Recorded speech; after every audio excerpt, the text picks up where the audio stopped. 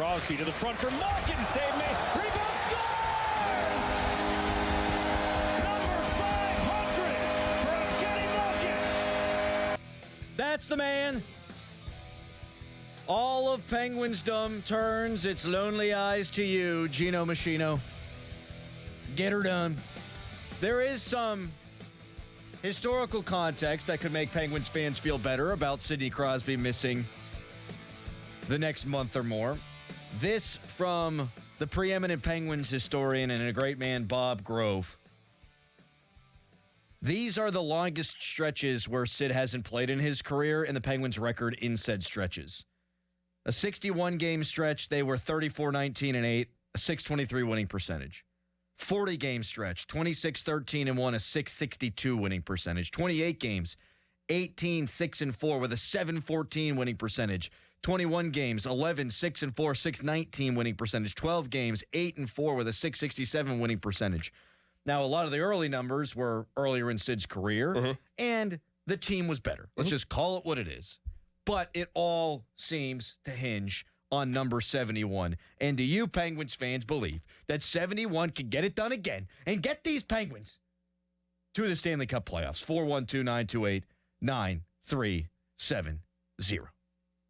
We're believing in Gino? Clearly, whenever Sid's out, that they play decent. They play better than decent. They play on average to a higher winning percentage than the current team has now. Right. And we've seen it the other way, too. Like when Gino's been out, Sid, he goes ham. And that's why, as much as I like analytics in sports, and I believe that they're useful tools, things of that nature, you can never get the full story. Gino, when Sid's out, something just clicks and he becomes the guy. Yeah. It's really been amazing to see over the course of his career. And again, while we didn't want this to happen to 87, it does somewhat feel fitting, doesn't it? That this is, at the very least, the back nine of the back nine for Gino. Maybe it's his final season. Maybe it's his swan song, and he gets a chance once again to be the guy. 412-928-9370. People have texted in that the Penguins, because the Rangers are in the midst of their rebuild, should trade for Vinny Trocheck. Trocheck cap hit of $5.625 million for the next 3+ years. So this year and then 3 others. He is 32 years old. He's not what he used to be. I'm just going to say that. Doesn't mean he's not good. We saw what his penalty kill meant to Team USA. He has 12 goals, 24 points this year. He's still a good player. 26 goals last year, 25 goals the year before. What would you have to give up? Not sure, but I guarantee you could if you wanted to. Yeah. Guarantee you. And Dubas has made trades with the Rangers before. Dan Muse was on the bench with the Rangers just last year. And oh, by the by, Mike Sullivan, the Penguins coach last year. So it's not like the old frosty relationship that the Penguins used to have with, what's his jackass? John Tortorella. Where would he fit? What line? Where? I mean, I think depending on what you want to do with Gino, if Gino's your 1C, if it You're winds saying up right now during this time. shake it up that way, yeah. Clearly. He'd slide in as your 2C. I'm not crazy about it. I think Dubas has had a wonderful plan of improving this team with young cost control guys like the Girard trade we just saw. 27-year-old who's super talented, whose cap hit was too much for Colorado, and you get a second-round pick to boot. I'm all for the Penguins not changing their plan at all at the deadline. I'm all for buying, so long as it's not rental guys. Well, I mean, would you hate bringing in a veteran player? Just sprinkling in, not like that's the whole team has to be veteran laden to, facilitate older players, but like to sprinkle a guy like Trocheck in, who has been an all-star, obviously has played at the Olympics, things of that nature, played at a high level. I don't know if that would hurt, bringing in another set of veteran eyes. It absolutely wouldn't hurt. It would definitely make the current team better. I just worry about couple of years down the road. It's not the best contract for a guy who's going to be up. Yeah, but Dubas has shown that he can get out of that stuff. He has. How many times can you pull that trick off? I don't know.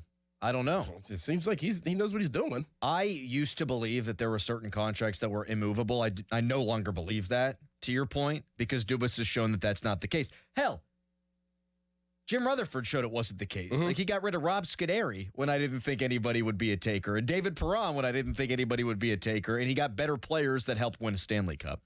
Austin in Pittsburgh wants to chime in. Good morning to you, Austin. How you doing, buddy? Hi. Nice to meet you guys, but I'm the one that made the comment about trading for Vincent Trocheck. Oh, sure. I just believe having a second-line center that then could move down to the third could help the Pens, and I understand with the contract movement on it. But it just seems like, in a way, I think Dubas could do it, and I also think just Dan Muse, how he develops the lineup. Well, here's the other reason I'm not in love with Trocheck. I don't think if Sid was healthy, they'd be looking to upgrade that position because you've got Ben Kindle, who you want to be your second or third line center of the future. Mm-hmm. And if you bring in Trocheck, what, are you going to move him to wing, and then he's going to be less effective, and then he's at $5.6 million, and I don't want to stunt Kindle's development.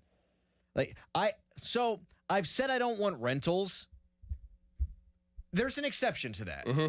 Like, in the case of the center position, if there's a guy who you could get for the next month plus, and his contract expires at the end of the season, but he can help fill the depth role while Sid's out, and you don't have to give up a lot for him, and you've got a ton of draft picks, I could live with that.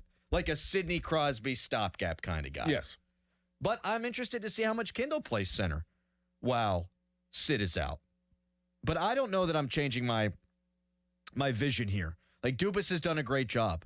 Like, not only is he stockpiling draft picks, he's also getting young players who are controlled, who are helping the team now. He's doing the thing that I once thought impossible, which is serve two masters of keeping the window open while also helping for the future. It's amazing. Wouldn't you be okay with stunting a little bit of Kindle's growth for this season if you felt like you actually had a legit chance to go through the playoffs, though? That's what I'm saying. That's why I would take a center on a one-year deal, and I wouldn't want to block Kindle for the next 4 years with a Trocheck. I mean, this Trocheck has versatility to play wing. Yeah, but I had $5.625 million. I know they got a lot of cap space. I just think that contract ages even worse if he's not playing center. Yeah. He's a valuable penalty killer. He'll chip in offensively. He's a good player. I wish he was on a 2-year deal. Mm-hmm. If he's on a 2-year deal, I'm doing it. If he's on a 1-year deal, I might be doing it. If he's on a 3-year deal, we're looking at 4 years of 5.625 at a guy who I don't think is going to age all that great. Yeah, but you also okay. And I love, say you don't know what you're going to do with Malkin either. If you don't, okay, very good point. If Dubas and Malkin had the conversation that this is Malkin's last year, then I would be much more interested in Evgeni Trocheck. Because they're different players, right? But you could be an effective second-line center in a bunch of different ways. Yes. Like, Vinny's going to pot in goals, but he's also going to play good defense for you, and he's a valuable penalty killer. Yeah, that's a great point. Mm-hmm. If Gino and Dubas couldn't come to some sort of term, then... yeah, Vinny would make a lot of sense. A lot of sense.